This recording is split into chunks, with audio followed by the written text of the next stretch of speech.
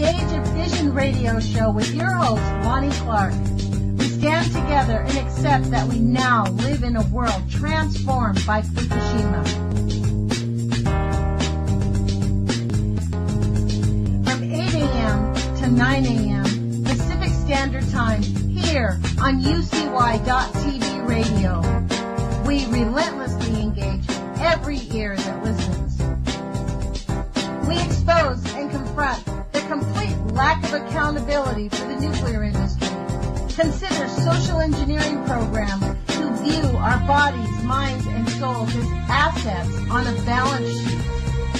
We discuss vital current issues, interview activists, and engage our audience in an effort to allow all voices to be heard. The Age of Vision radio show creates a venue that all will choose.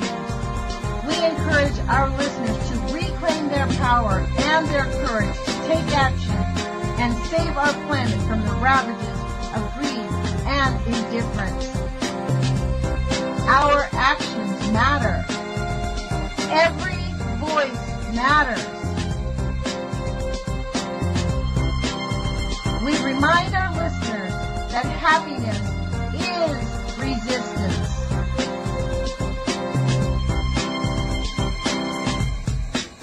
Love is greater than fear.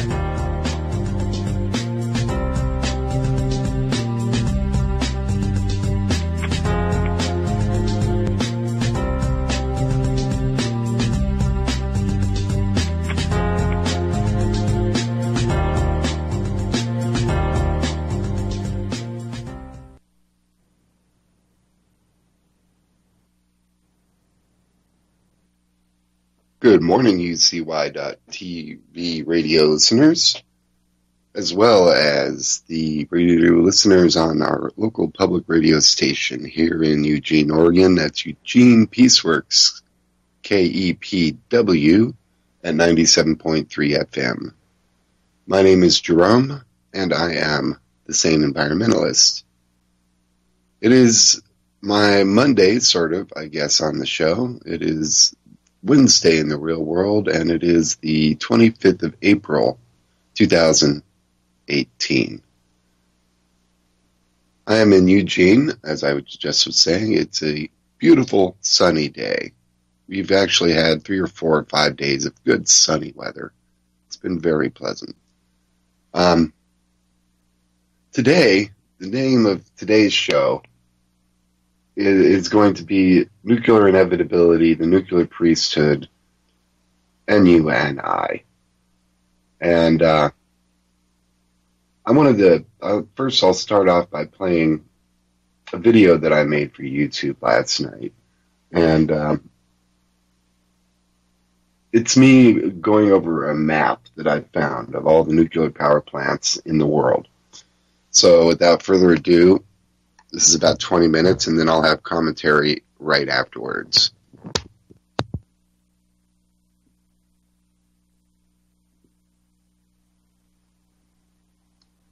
And I want to talk a little bit about the situation as pertains to nuclear power, weapons, the world, and our place in it, and what I'm really beginning to see as an inevitability to it. And I'm going to why there is an inevitability to it.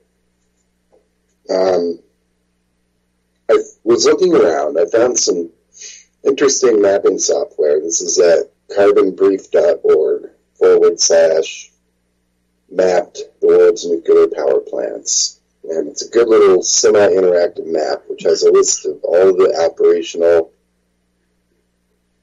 offline, shut down, and under construction power plants in the world that they know of. And in the United States, and this is the size of the plant in megawatt hour output. Like this is a big one right here.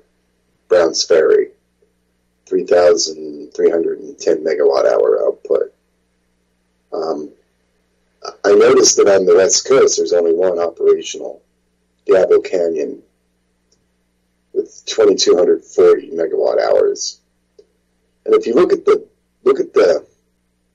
proportion of energy that these things put out versus the actual amount of energy which is used by those areas, it's maybe 10%, maybe, you know. But if you go to Europe, let's go across the sea here, then you get a slightly different story. Here you've got massive amounts of nuclear power plants and many decommissioned ones, shut down ones. Look how many shut down ones there are. Right on the water here. In France, 5,300 megawatt hour. That's about the biggest in the world. There's another 5,400 megawatt hour. 5,200 megawatt hour. It's hard to get your head around this. Let's zoom in just a little bit, and you can see. It's hard to get your head around just France alone. Look at France. 1, 2, 3, 4, 5, 6, 7, 8, 9, 10, 11, 12, 13, 14, 15, 16, 17, 18, 19, 20, 21, 22 operational nuclear reactors. Weren't they bragging that they're getting all their power through green energy sources? Wasn't that France? You know, Italy has no nuclear in it. It's mostly France by the looks of it.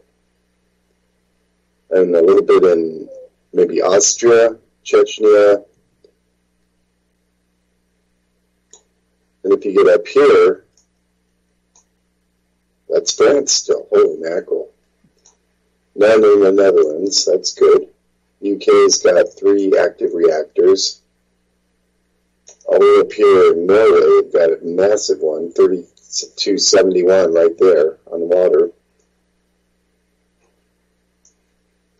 If we go east, more over Russia. I don't know how I'd zoom out on this, but yeah, I'm not seeing, there's large areas of the Soviet Empire that are not at all radioactive by the looks of it. I don't know where they've been doing their testing, but looks like how do you get this thing to zoom back out? That's my only complaint, guys. Oh, there it is. Alright, this is getting good. There we go. Zoom out. Zoom in. We want to zoom out. Zoom out. There we go. Zoom out. So here we go. On with our mission. Let's look at Japan. Let's see what Japan's got going on right here. They got a whole bunch of reactors in Japan, don't they? The operational ones, they're like blue. Well, look at that. We got one producing 1,692 megawatt hours in Sendai. And Tokuhama 3, operational, 830 megawatt hours. Everything, it looks like everything else is shut down. But look at how many power plants they had. They had them spread out, so if you got a big tsunami on either side, you're going to get wiped out. It's very sad. And so, yeah, indeed, Japan is firing reactors back up again. North Korea, of course, is dark. However, South Korea, look at that. It's a giant one. 6,000 megawatt hours. That's probably several different reactors. 2,800, 2,600, and 1,300. All operational. And 2 new ones under construction for 1,300 and 2,600. So, yeah, we got ourselves an issue here, folks, with nuclear. It's here. It's everywhere. It's all over the planet. It's thick as flies in Europe. It's thick as flies in the eastern United States and in the northeastern United States. You know, Russia, not so much. Look at that. They look like they have the cleanest spot on the planet if you really look at it.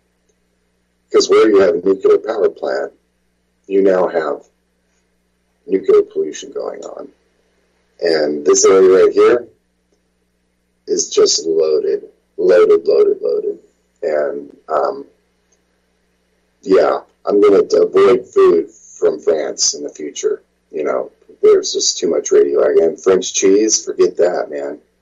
Coming out of the milk, a little bit of iodine in there for you. You know, their standards are different for what they ship over here. You know, same with Japan. We'll take food that in Japan would be illegal and feed it to our people. That's the way we are. So, you know, given all that, with that said, you have to say to yourself, well, is it inevitable? Is it? I mean, you know, why do we need this nuclear power? Why can't we just burn oil? Yeah, global warming and all that, but, I mean, obviously, nuclear is a real problem, and when you get meltdowns, it's a real problem, and you would think that if we were a species with any wisdom whatsoever, we would, after the first nuclear meltdown that caused catastrophic damage, i.e. Chernobyl, would have said, you know what, enough's enough. We can't use this as a power source. It's just not safe. You know, using it as a power source is just a side effect of the actual reason that these reactors exist. But the actual reason that all the reactors, okay, go and look for yourself with Google Earth, all the reactors at, oh my God, I can't, I just drew a blank, at the Hanford site are still there. They took away all the surrounding infrastructure. They left the reactor intact. So all they have to do is just connect it up and fire it back up again. They don't plan on leaving this behind. They have created a situation wherein nobody can be the first to say uncle. That's a situation that they have created. Nobody can be the first safely to say uncle. You know, and they've used propaganda and lies. You know, this guy right here, I saw this video on YouTube. No, where is it? This video, Nuclear Accidents Learned, Lessons Learned from Dr. Brian Sharon. And he's a very smart guy, very analytical guy. I did some research on him. Who is this guy? And he is an NRC guy. He is currently the director of the U.S. NRC's Commission Office of Nuclear Regulatory Research. He's the guy that helps them set the standards, you know, and his job is to help identify needed standards and help put into place things. But if you listen to this video right here, Nuclear Accidents Lesson Learned, Dr. Brian Sharon, you will see that he's just a pro-nuke guy, and several videos I've seen, there is a whole predominance of decent scientists that are looking at Fukushima going, you know, it's not that bad, and the ocean's really big, and there's already a whole bunch of radiation, so, you know, we just don't see that it's going to be a problem, and it hasn't been a problem. You know, what was it? There was somewhere recently, I think I was listening to Lonnie, and she was talking about how they were saying that in Fukushima, how they're saying there's no increase in cancer. However, there is a large spike in diabetes, which is really killing people off. And it's like diabetes. This is the vegetable rice eaters, right? This is not, they're not prone to diabetes. I don't think that's a thing, you know. And there's like, see, it's diabetes, it's killing them off, mostly. And I think, and if you really look at I think it was John Goffman, and one of the first symptoms that you find of radiotoxicity poisoning is blood sugar issues and diabetes development. So the first things that happens. So I call shenanigans on them. They don't want to admit that, yeah, what we're doing is going to kill a random number of people, and you may be that person. But we're willing to do that because of national security, because we need this plutonium. That's why you do it. That's why even though it's producing only a fraction of the world's power. Okay, all these reactors are breeding plutonium, every single one of them. And they're storing them all those fuel rods and spent fuel pools for later reprocessing in the case they're needed, and they will be needed. Because every 4 years or so, you got to pull the bits out of a hydrogen bomb and refresh them with new good, fresh plutonium at exactly the right percentage. The whole metallurgy of a nuclear trigger changes over a course of time as decay affects other things, and neutron flux and other subatomic relationships continue on and turn it into, it evolves basically into other things.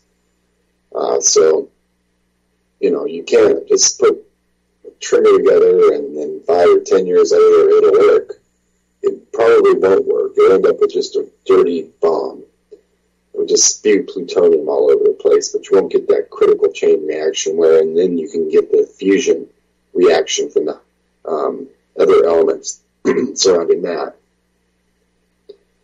So they need to continue to produce plutonium. That is going to happen in order to build bombs, and that's just there is the inevitability of it, and there it is. That's why they're going to continue to pollute us. Hopefully they've learned now enough through the experimentation and other things they've done to really kind of take a chill pill on their testing on us. Yeah, it hurts. Try to limit it. But I don't think we can honestly stop it, folks. I'm the same environmentalist, and I just see no sane solution to this problem. There's too many of these files on the planet. There's too many spent fuel pools on this planet. There's too many dry casks right here at San Onofre.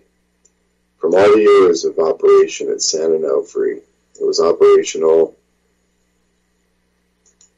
Come on. Did it just break? It did just break. Oh, well.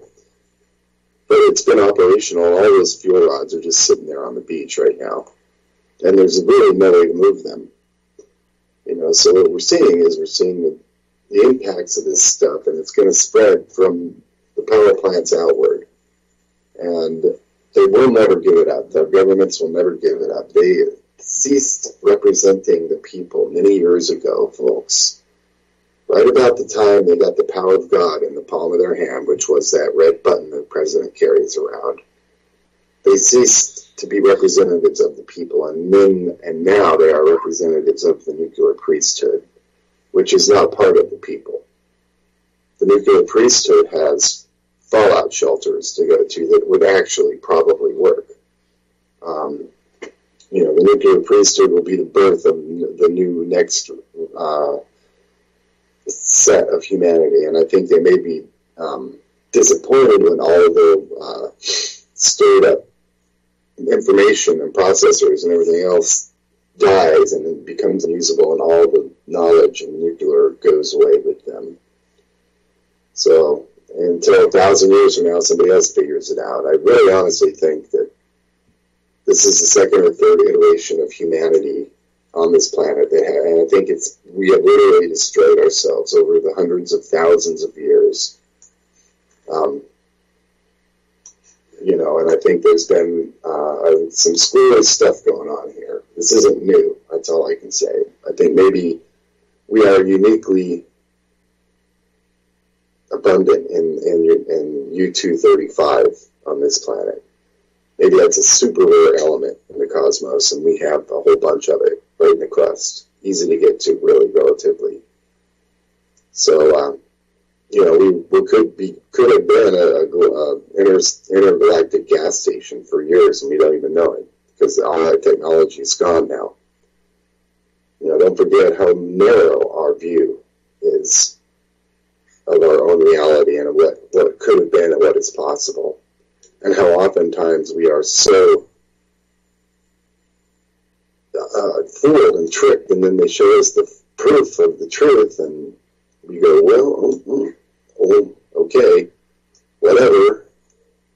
I'm going to believe what I want to believe because it's convenient for me to believe that, and it's hard to get my brain around this new concept. So, screw you. We'll build another power plant. Well, here's one. Under construction, 130 megawatt hours. Holy mackerel.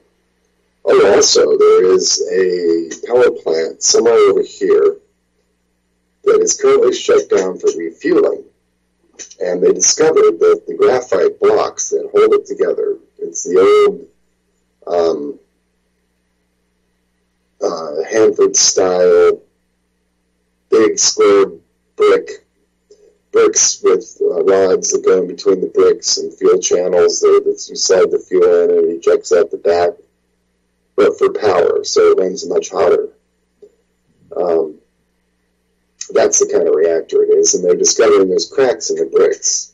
And that it's been running for so many years that the radiation has literally decayed the subatomic structure of the graphite in the bricks. And so, at this point, any little earthquake could shatter the entire core, and basically everything would just fall into a big pile. No way to get a control rod in there. You would have an active reactor core on top of itself with no control. It would be the worst possible type of an example of what could happen with the China syndrome. No more cooling, all of a sudden the thing goes super critical. God only knows what will happen to all the fuel piled up behind the reactor in the cooling pools behind there, because that's how those reactors work. You put in unradiated bundles in the front, and they spit out radiated bundles in the back into water. So this is the nature of the beast on our planet, folks. And I guess we can only try to protect ourselves. I'd say the number one thing is source your food. Go to this map and find out the countries and then your favorite foods. I love French food. But, look at France. This is France. You can't even see the word underneath all the power plants. Germany has quite a few reactors. Chechnya. Hungary, there's one in Hungary. Slovenia. Why would you need a 688 megawatt reactor? As expensive as that must be. Italy's got close ones. That means that they ran for years and years, since '58. And now they're shut down. But look, this whole area is just lambasted with nuclear power plants. It is really scary. I'm not going to eat any food from Europe anymore. I used to think European food was somehow cleaner, but now I think that probably the cleanest food in the world, you want to know where it comes from? Right here. Look at that. Not a single reactor.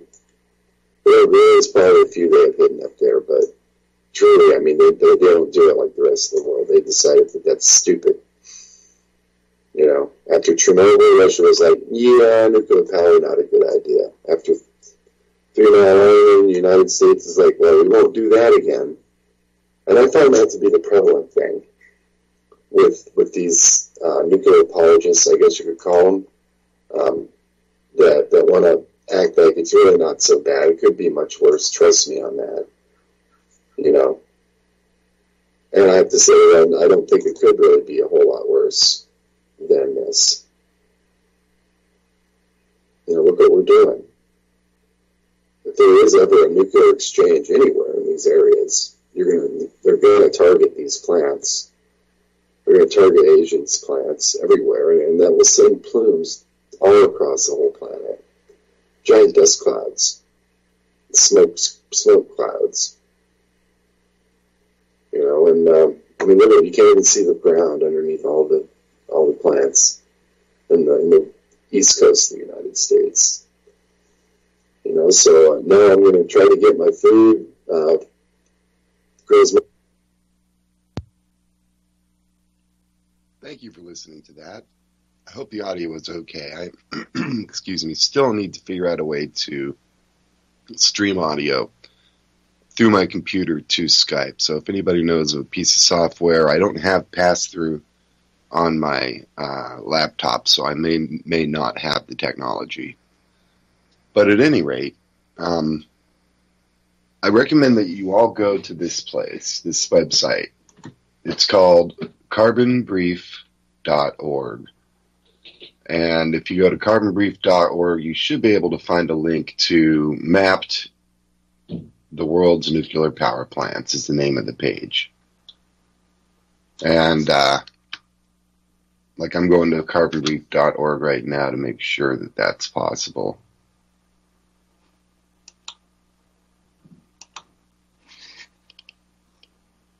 All right. Wow, this is a good website. I can see that. I'm going to have to spend a few hours on this. Gosh, look at their popular articles. Arctic sea ice hits its second lowest winter peak on record. Here's good news. Global solar capacity grew faster than fossil fuels in 2017.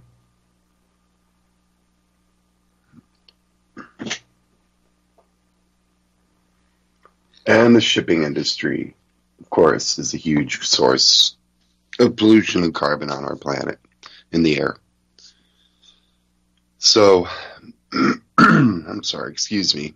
I've been up all night, so I'm a little bit out of whack. I'll try to do better tomorrow morning. I'll have actual sleep. But it is a nuclear inevitability, folks. I see that. I see that the governments of the world, not in conjunction with the people anymore, our voices in this have been silenced. Anybody who gets too close to the truth has repercussions from it. I haven't gotten threatened or harassed too much yet, but I'm sure it's coming. The closer I get, the more people I reach, the more dangerous I become to the nuclear priesthood, even though I'm not a danger at all, and they know it. Because they've got their program. It's written in stone and blood, in the blood of the people. And they're going to continue. All for the name of war. All for the name of keeping us safe. So basically what they're doing is they are killing us and giving us cancers so that they can keep us safe. Their look is like this. Well, if I got 1 million people and the other guy's got 1 million people, my opponent or my enemy, and a nuclear war happens and I lose all my people, but they lose all their people if I win. So there's no way. So it's a do or die situation. If I don't continue to maintain the ability to also kill them, then they'll just kill me. Not considering even for a second that nuclear annihilation of any country, especially as large as a landmass of either the Soviet Union or United States, would entail a worldwide catastrophic climate collapse. It would create giant dust clouds. It would, if there's ever a full-blown nuclear exchange, let's say one side gets to the other quicker than they can, even though that's not possible. Let's say, just for instance, I think I saw a video and they were saying even India and Pakistan, if India and Pakistan had a full-blown nuclear war between them, which was just isolated to India and Pakistan, the resulting dust cloud and plumes would create basic climate change. It would cool down the climate significantly. It would create nuclear winter in large areas of the center and to the north sections of the planet, wherein you wouldn't be able to grow food crops normally in the great bread baskets of the world. It wouldn't happen. You wouldn't get food crops.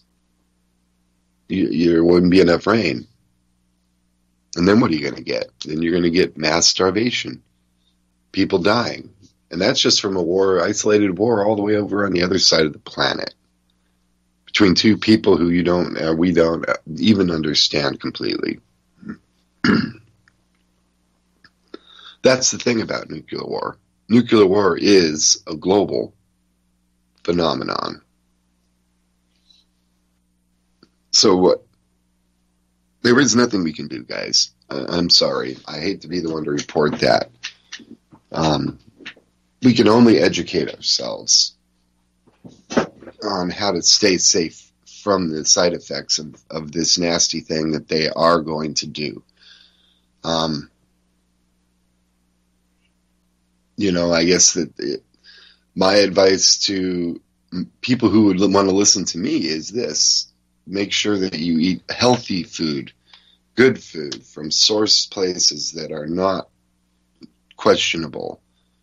The old days of an apple is going to be a healthy thing all the time are over, because now there's a good chance your apple from somewhere near Hanford, Washington, the apple center of the United States, is actually got a little tritium in the fruit and a little bit of this and cesium, strontium, etc. Maybe not huge amounts, but a little bit. And even a little bit is really bad for you. And there is no such thing as a safe dose of ionizing radiation. It is damaging, no matter how you look at it. It is damaging. It's damaging to tissue and DNA, and it is a cumulative thing. So, and that's what that one guy, what's his name again? Let's see if I can find that. I got very angry about this guy. Brian Sharon.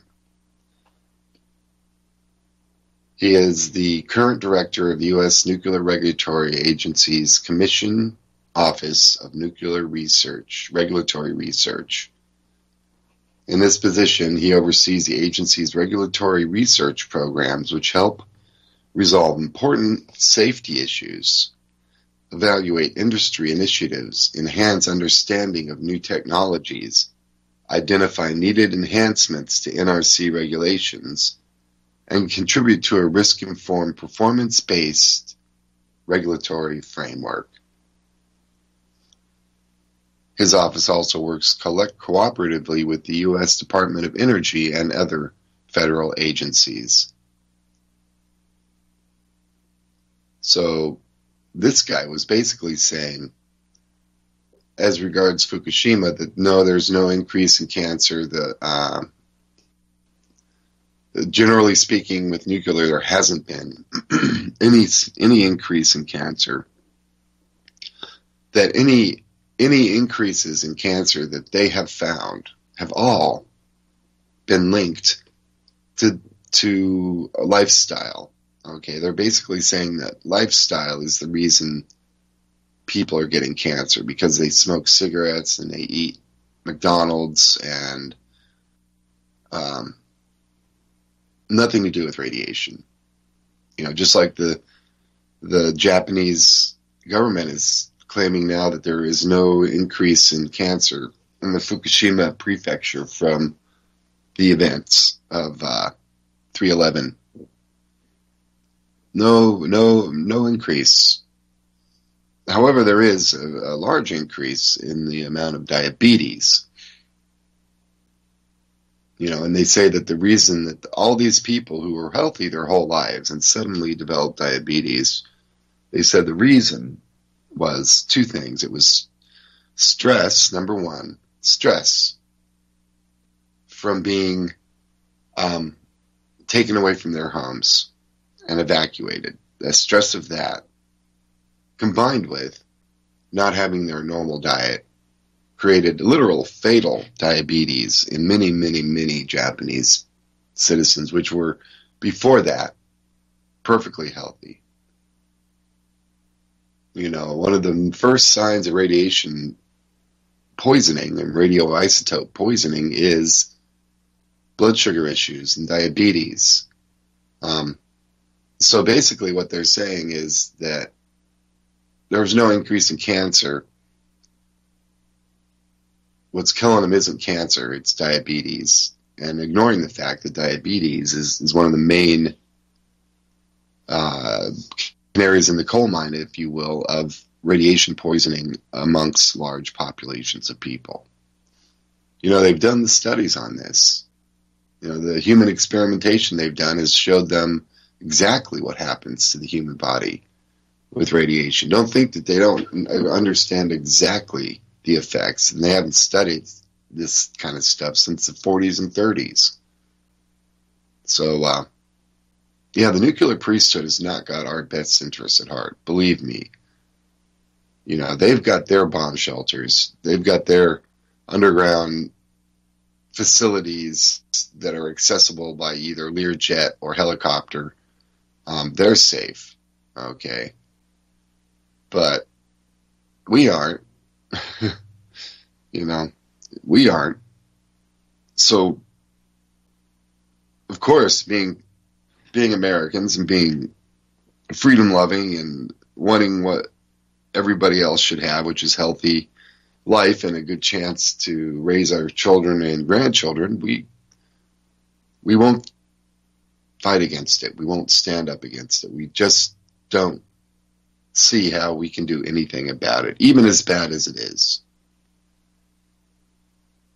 You know, because if we don't have, you know, if I'm sure that many people would say that if the United States decided, you know what, that's it, we're shutting down every reactor right now, and we're going to totally dismantle our entire nuclear arsenal.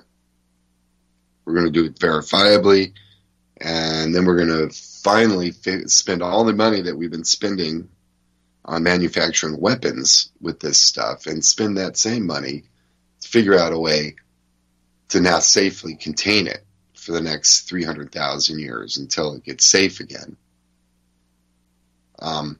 There is no will for that. So it will continue on. And it's just a matter of time. You know, I mentioned that, I think it's in Ireland. It's a reactor in Ireland. It's been operating since the 50s, and the core, the graphite core, is literally basically crystallized at this point. You know, the core of a reactor, I'm trying to think of a like lava brick maybe would be a good example of it, kind of a somewhat soft, malleable brick of pure carbon, pretty much. That's what graphite is. And it is kind of soft the way a pencil lead is. You know, you can kind of squish out a little bit, so it's able to handle vibration fairly well. But apparently, after 60 years of being heavily irradiated, the crystalline structure of the graphite changes and it starts to crack. And when it starts to crack, well, that indicates to me, of course, and I've seen other substances go from a kind of a malleable crystalline state to a harder than rock, shatterable state due to heat and other forces on them.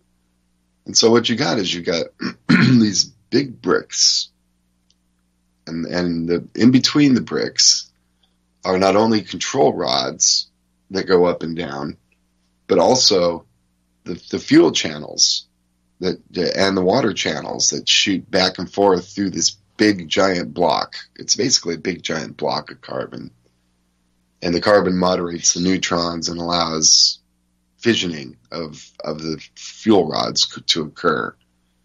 They load them fresh ones in the front, and then they push them out the back. And the ones that go out the back go into a little pool of water and sit there until they can be safely moved to processing facilities for reprocessing and making new fuel. So these bricks are cracking, and they say that even a minor earthquake, thank God this reactor's shut down, but even a minor earthquake could further create further cracks and issues with the core of this reactor. I.e., if you got a good one, if you got a Richter 6 or 7, what it would happen is the entire reactor core would shatter pretty much. All of those semi-malleable, yet hard as a rock now, graphite blocks, bricks, would just break. And all those heavy, heavy, heavy control rods, as well as the supporting fuel tubes and water lines and all that, would just crumble into a gigantic pile. And it could happen quicker than you can get control rods in to scram the reactor. Could be that while the control rods are trying to drop into the reactor, the bricks start to shatter, and the control rods just can't get in any farther. And so now you got a full-blown nuclear fission reaction, no control rods, and the geometry may not be perfect, but it would still continue to react, and there would be nothing you could do about it that I could think of, because you'd have a moderator. It would melt for sure.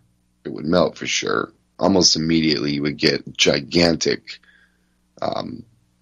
fires, because that graphite will burn if you get it hot enough.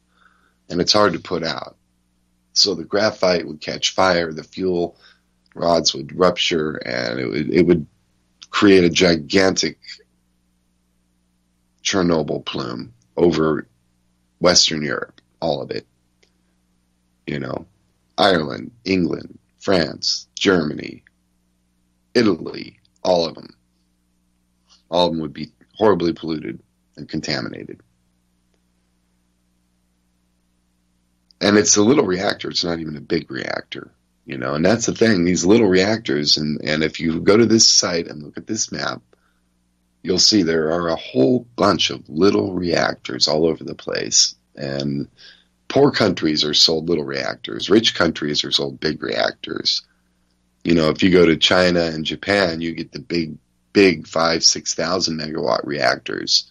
If you go to little countries, you might have a 800 megawatt versus 5,000 megawatt. But those little ones are oftentimes ignored, and they are just as dangerous. They're just slightly smaller. And what kind of regulations does Turkey have on the safety of its nuclear power? France. Oh my God, there's got to be 20 reactors, operational reactors in France.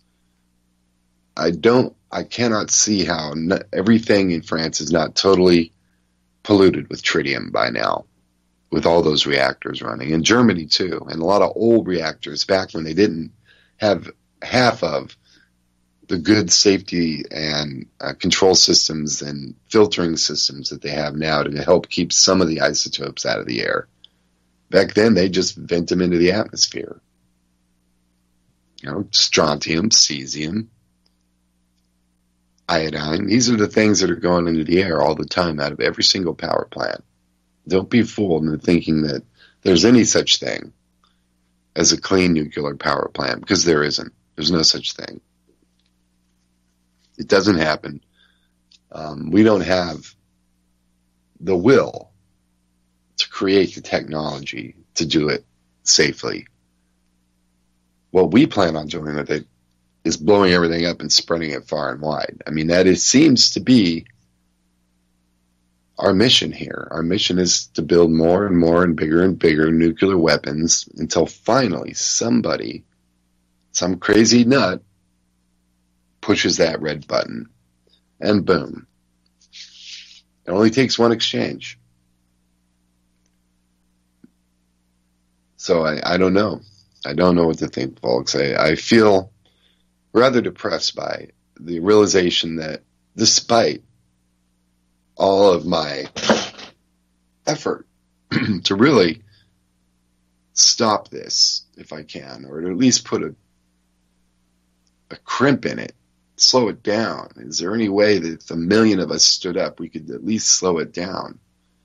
You know, if 10 million people all over the world stood up right now and said, no, hell no, we ain't going to do it anymore. Shut down all atomic power plants. Dismantle every nuclear weapon all over the planet. Take them all apart. Find a place and find a way and use the resources that you were using to create these weapons and to maintain them into finding a solution somewhere on the planet to store all the garbage that we have created. We have created gigatons of radioactive garbage. Gigatons, billions of tons. There are literally billions of tons of irradiated fuel bundles on this planet right now because of us. And that's not to also include all of the waste and other things that go into creating these fuel bundles. These fuel bundles are not easy to build. They're very energy intensive. Yeah, they have a high energy density and it makes them valuable. But it takes a lot of energy to create a fuel rod. You know, you got to basically at this point what they're doing is they're using a mix of plutonium and uranium. They call it a mixed MOX fuel type. And the reason it is for that is because we have a whole bunch of overexposed plutonium. The isotopes of plutonium 239 is the one that is fissionable.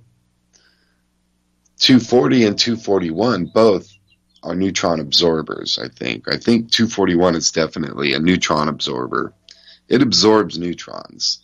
And so if you're trying to get a mass fissioning event and you have too much of this stuff in the mix, your critical mass will have to be much, much, much larger in order to make up for this plutonium 240 and 41.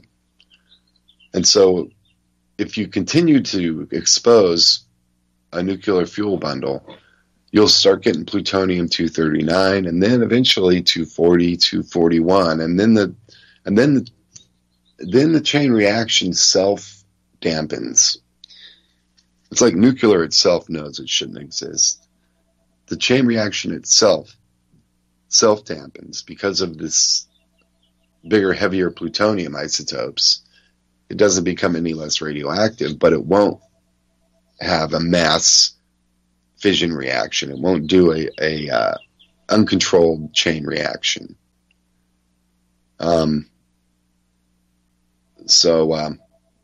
Yeah, there's a phone ringing here somewhere. Sorry about that, folks. So basically we've got millions of pounds of this overexposed plutonium, which is now greater than 7% of this other isotopes. So that greater than 7% means, well, it won't work in a bomb now. It won't allow for that quick enough fission to occur. So we've got it. What are we going to do with it? Well, they're putting it into fuel rods, mixing it with uranium, and loading it into reactors. And so it'll still work in a power reactor. It won't work in a bomb, though. You know, so we're getting to the state where we just will be using plutonium in our reactors. You know, probably some uranium, but mostly plutonium. And, you know, the daughter products of plutonium. And there's another thing. You know, everybody talks about plutonium and 24,000 year half-life.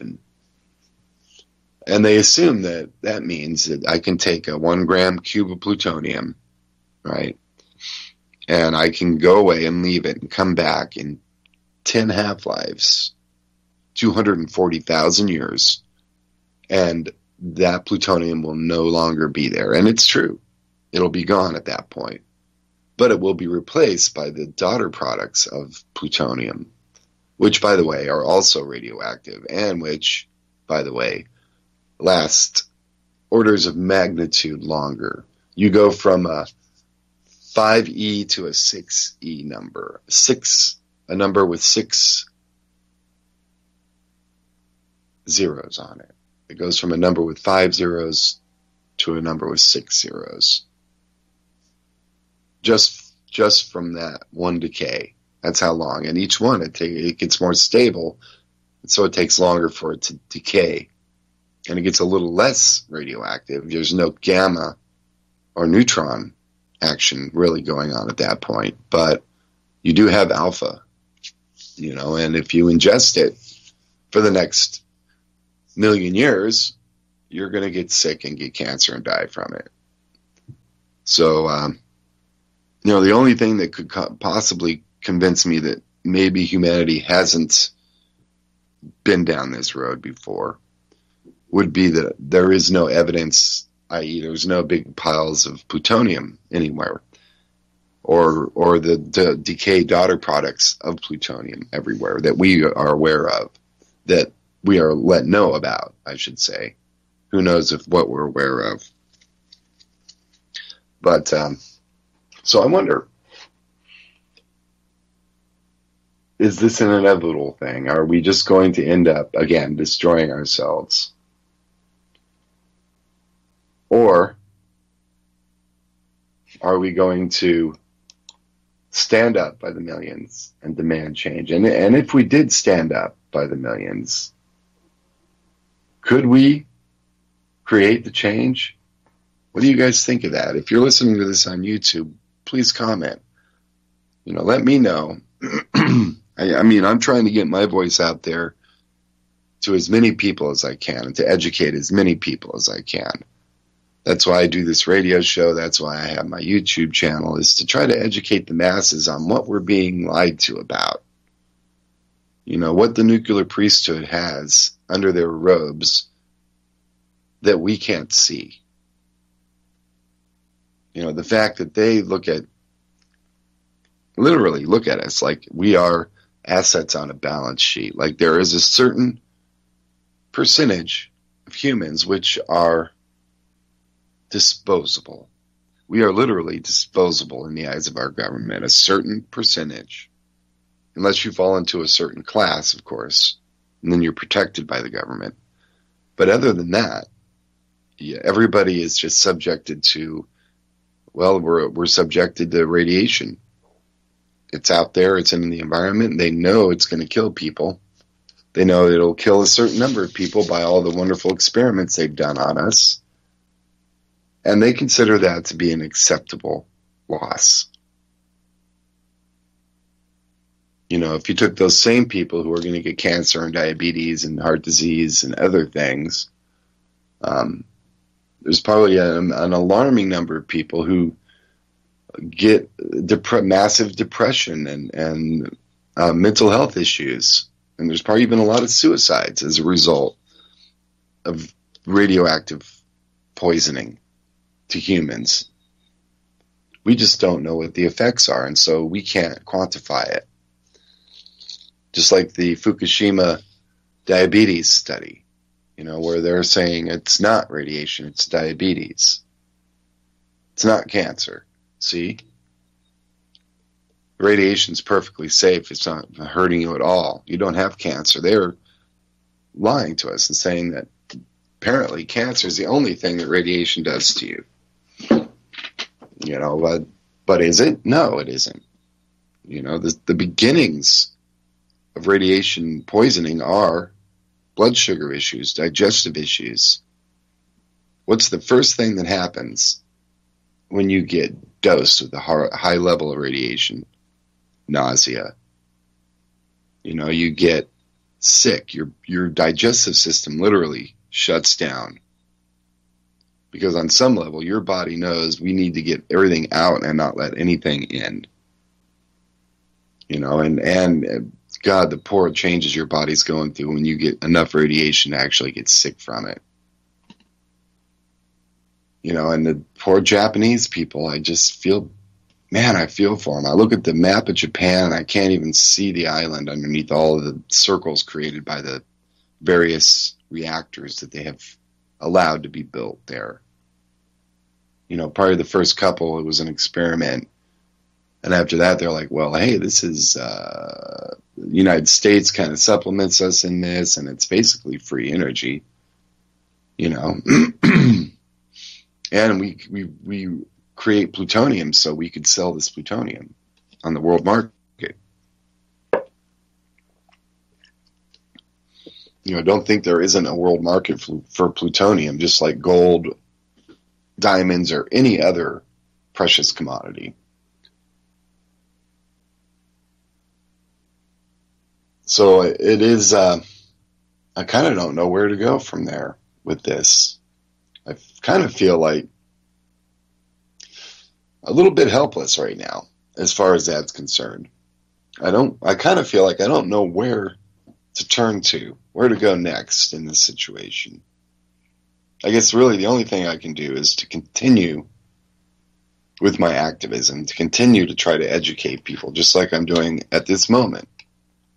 And to continue to try to raise an awareness about this situation. And maybe enough people, I can get enough people going to get something to occur. It's the only rebellion that I have is the organization and education of my fellow citizens.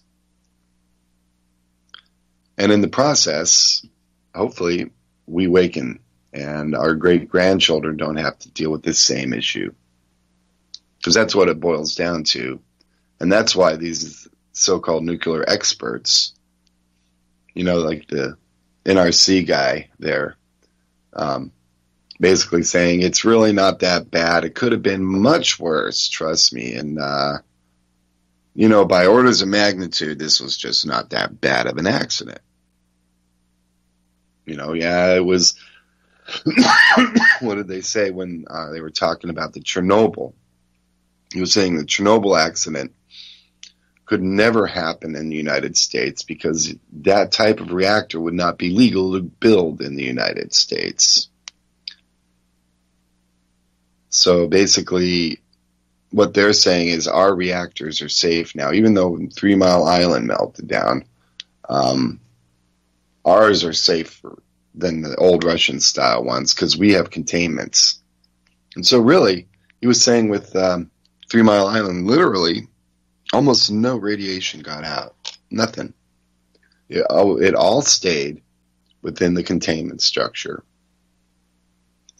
This guy had the audacity to say that all the radiation, and he is the NRC's chief guy when it comes to what is safe and what is not.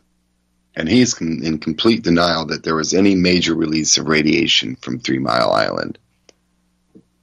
He glossed over how the core did melt, and I believe, I'm almost positive at this point, that core is still sitting in that containment structure. Thank you. Have a good day.